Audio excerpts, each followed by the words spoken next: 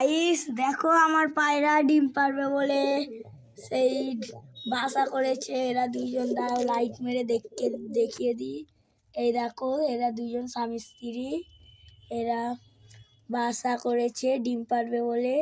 এই সামনেরটা ছেলে, দেখো এই দেখো এই দেখো বাসা ভালো করে বাজছে।